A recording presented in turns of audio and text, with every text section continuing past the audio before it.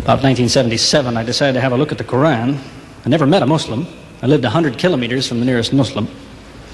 See, what interested me was what non-Muslims said about Muhammad. There are books and books written about Muhammad that tell you, one thing we know for sure about this man, he had an outside source of information. One book I've got says the Quran was written by a committee, because they've established so well that there's information in there that an Arabian shouldn't have known. He must have had someone from the outside bringing him this information. So they say, one thing we know for sure, he had an outside source of information. Now, he said this book was a revelation. So they say, you see, he was a liar. He got it from somewhere, he put it in a book, and he gave it to someone, telling him it was from God. He was a liar. Other people write books and books on the subject of Muhammad, and they say, one thing we know for sure, he thought he was a prophet. He was crazy. Because they look at his life very carefully, and they see episodes like, for example, when he hid in the cave with Abu Bakr. He was running from the whole city who wanted to kill him, and he hid in the cave, and when the Meccans came running up to the cave to kill them, what did he say to his friend? Did he tell him, see if you can find a back way out of the cave? What he told his friend was, relax. He was telling him, I see what you see, but he said, God is with us. God will save us. So people on that basis, they say, you see, he thought he was a prophet. He thought God was with him because he said things like that. He wasn't a liar. They never seem to realize that one man can't be both. So you can't be a liar and a crazy man at the same time. If you think that an angel gives the words of God in your ear, and somebody says, I have a question for you, what does God tell you about this thing? I want to hear an answer tomorrow. If you're a crazy man, if you think an angel whispers in your ear, then you don't sit up that night thinking, what will I tell him tomorrow? What can I find? Who knows the answer? You're crazy. You think the angel will tell you the answer. You don't go and look it up somewhere. You see, you can't be a liar and a crazy man at the same time. You can be one or the other, or neither, but you can't be both. You see, I read 2 non-Muslim biographies of Muhammad. One was by Rodenson, who's an atheist, who hated the man. But many interesting things come up about his life that I had to wonder about. One story that's told is that when he was an older man, he had a son named Abraham. The son died when the child was 2 years old. The same day the boy died, there was an eclipse of the sun. The sky went dark. And the Muslims came running to their prophet and said, look, it's a miracle. Your child died and the sky went dark in sadness. It occurred to me, see, if he was a crazy man, he'd probably believe what they said. He'd probably think, yes, it's a miracle. My child died, the sky is dark. Yes, it's a miracle. If he was a crazy man. If he was a liar, he would have taken advantage of it. He would have said, yes, right, my child died, the sky is dark, you tell everyone, it proves I'm a prophet. It's a miracle. But what did he do? He became angry with the Muslims. He told them that was nonsense. He was angry with them. How dare you say that? He said, the sun and the moon are signs of God, and they don't worry themselves about the birth of a man or the death of a son of Muhammad. Doesn't look very crazy. He doesn't look much like a liar. Now you have a third alternative, of course, which people tell you all the time. They say, no, he was not a liar. He was not a crazy man. He was deceived by the devil. Deceived by the devil. It's an interesting idea, but whatever you say, you better be ready to back it up. There's a lot of difficulties with that idea. For example, there is a verse in the Quran which tells the reader about a good habit to develop. It tells him, before you read this book, always say, A'udhu billahi minash shaitani rajim, which means, I take refuge in God from Satan the rejected. Is this Satan who wrote this? Who said, before you read my book, ask God to save you from me? Is that Satan who wrote that? As Jesus said, if Satan is divided against himself, then his kingdom will fall. He's fighting against his own interests. So let me finish with a story that illustrates a point. As I said, there's many theories and many explanations around, many explanations. But an explanation, something somebody tells you, is just so much air coming out of his mouth unless he has proof and unless he offers you something that you can use to falsify it.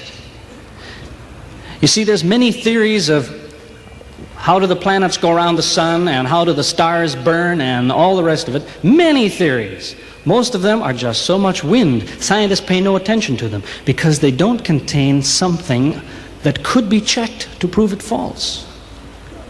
You see, Einstein was considered an intelligent man because when he offered his theory in 1905 and again in 1915, he didn't just offer a theory, he said, here's 3 ways to prove I'm wrong. Now it's worth listening to. He's told me, here's 3 different things you can do. If you can do this, I'm wrong. Here you are. Is there anything like that in Christianity? Has the Christian ever said, you want to prove I'm wrong? All you have to do is this. Has he ever done that? The Quran is filled with that kind of thing, filled with it. Saying, you want to prove this book is wrong? Do this. Prove it. Go ahead, do it. Filled with that kind of thing. There's an example of it that made a big impression in its day, during the lifetime, 14 centuries ago, of the Prophet of Islam. You see, he had an uncle named Abu Lahab. That was his nickname, Abu Lahab. This man hated Muhammad. He hated anything the man said. He used to watch him going through the city, and if he saw him talking to someone, he waited till they split up. He'd go after the man he spoke to and take him and say, what did Muhammad tell you? Whatever it is, it's a lie. Did he tell you day? It's night. Did he say black? It's white. Exact opposite. Whatever he heard the Muslims say, he said the opposite. That was the way his mind worked. There's a little chapter of the Quran called Lahab, and it says about this man that he'll never change. It condemns him to hell, Jahannam. You see, if the man had ever become a Muslim, the Muslims would believe, well, now he's not condemned anymore. You see, for 10 years before Abu Lahab died, that was a part of the Quran. And the Muslims could come to Abu Lahab and say, do you know, it's been revealed to us in our book that you will never be a Muslim. God says you will never be a Muslim. For 10 years they told him that. All he had to do was say, well, your book is wrong. I want to be a Muslim. What do you think of your book now? That's all he had to do. He had 10 years to think about it. And that's the way he was. See, if somebody is your enemy, you don't come to him and say, you want to prove I'm wrong? Here, say this. Come on, say it. If all you have to do is say the words and I'm wrong, you finish me. He never did it. See, this is one of many cases of something that was offered that could have been falsifiable. So it was. As I say, in 1978, after, how long would it be, 15 years of arguing with the church authorities, one place or another, I got the idea, I'm going to argue with some other people, I'm going to read the Quran, see how much of it is any good, pick out the true, pick out the false. I thought it'll take a few years, it'll take some serious study and so on. I read through it, about 3 days later I finished it. I said, this is what I've been saying for 15 years. So I went to find some Muslims. I don't want somebody to feel you've been tricked into something. I haven't said anything about Christianity that isn't true. I haven't said anything about Islam that isn't true, unless it was a slip of the tongue or something. I'm simply trying to remind an individual, don't close your mind before it's too late. Don't make up your mind before you have all the facts. Most people who used to be Christians and become Muslims will tell you, I am a better Christian than I used to be. Now I follow Christ. I didn't before. That's what I would tell you. The Bible says Jesus told his disciples, when you greet one another, let your greeting be, peace be with you. He set the example, peace be with you. Who says that today? Christians? Once in a great while, maybe. Muslims, whether they speak Arabic or not, they say, Salaam alaikum, peace be with you. Jesus, when he prayed in the Garden of Gethsemane, put his forehead on the ground. Who prays like that, Christians or Muslims? Jesus used to fast for more than a month at a time. Who fasts today? Christians or Muslims?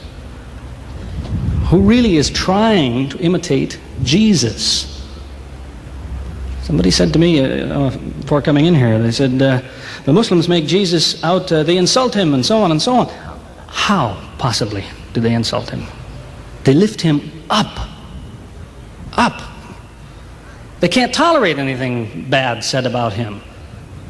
They would just as quickly tell you that, they say Muhammad Rasulullah means Muhammad is the messenger of God. They will just as quickly say Isa, Jesus, Isa, Rasulullah, no problem. Just as quickly tell you that, because it's true. They occupy the same place. If God himself wants to make distinctions among his prophets, that's his business, not ours. Treat them all with the same amount of respect. May God guide us always closer to the truth.